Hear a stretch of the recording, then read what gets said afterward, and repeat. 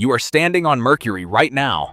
The sun in front of you is 3 times bigger than anything you have ever seen from Earth, and your skin is already starting to cook. The surface beneath your feet is 430 degrees Celsius.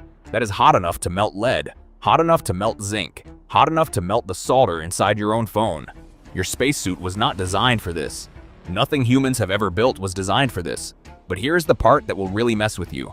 If you took 10 steps to your left into the shadow of a crater, the temperature would drop to negative 180 degrees Celsius, a 600-degree swing, in 10 steps.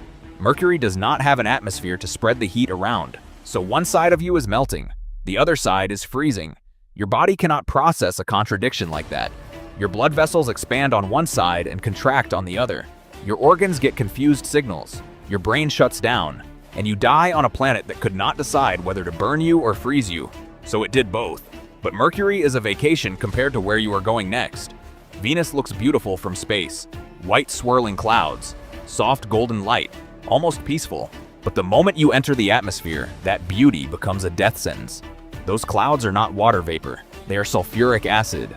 Concentrated sulfuric acid raining down on you while you fall through an atmosphere so thick, it feels like swimming through warm concrete.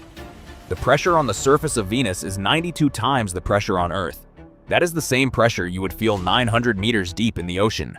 Your ribcage would collapse. Your lungs would flatten like paper bags. The temperature at the surface sits at 450 degrees Celsius. Day and night, all the time. Venus does not cool down. Ever. The greenhouse effect trapped so much heat that the entire planet became an oven with no off switch. You would be crushed, dissolved, and cooked simultaneously, and you would not last 4 seconds. But at least Venus has a surface. The next planet does not even give you that. Mars looks survivable.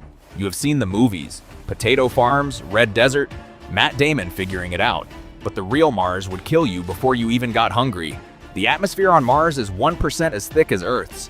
That means the moment you step outside without a suit, something horrifying happens. Your blood begins to boil. Not because it is hot, because the pressure is so low that the boiling point of liquid drops below your body temperature. The water in your tissues, your saliva, the moisture on your eyes, it all starts bubbling. You are boiling alive at negative 60 degrees. That is a paradox your brain cannot handle. Meanwhile, solar radiation is slamming into you with nothing to stop it. Mars has no magnetic field, no ozone layer. Ultraviolet light shreds your DNA in minutes. And even if you solved all of that, the dust storms would finish you. Walls of iron oxide particles moving at 97 kilometers per hour for months. You cannot outrun Mars, and Mars does not care.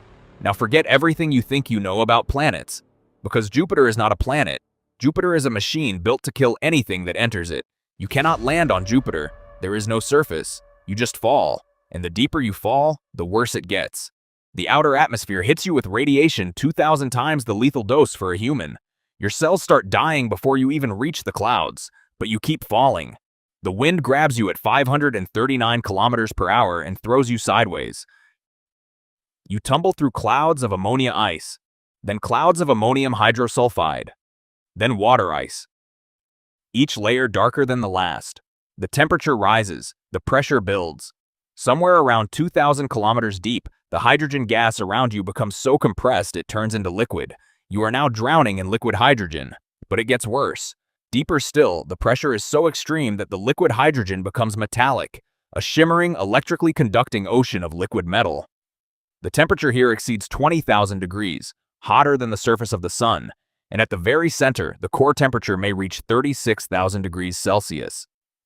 Jupiter does not just kill you, it unmakes you, atom by atom, layer by layer, until there is nothing left to identify. Saturn is gentler, but do not mistake gentle for safe. Saturn's atmosphere looks calm. Soft golden bands, elegant rings, but underneath that beauty, the winds are screaming at 1,800 kilometers per hour, 5 times faster than the strongest tornado ever recorded on Earth. You would not feel wind at that speed. You would feel a wall of hydrogen and helium moving so fast it would strip the skin off your body before your nerves could send a pain signal. As you fall deeper, the temperature drops to negative 140 degrees. Your extremities freeze solid. Your blood thickens. Then the pressure begins to climb. The hydrogen gas becomes liquid. Then the liquid becomes metallic, just like Jupiter. But Saturn has one extra trick. Saturn is so massive and so cold that helium separates from the hydrogen and rains downward in liquid droplets. It rains helium on Saturn. And somewhere even deeper, scientists believe the pressure crushes carbon atoms into diamonds. Actual diamonds, falling like hailstones through an ocean of liquid metal. It is the most beautiful death trap in the solar system. Uranus makes Saturn look obvious. Uranus is the quietest killer. From the outside, it looks like a featureless pale blue marble. Almost boring, but that blue color comes from methane. Toxic, flammable methane. The atmosphere is a cocktail of hydrogen, helium, and methane at negative 224 degrees Celsius.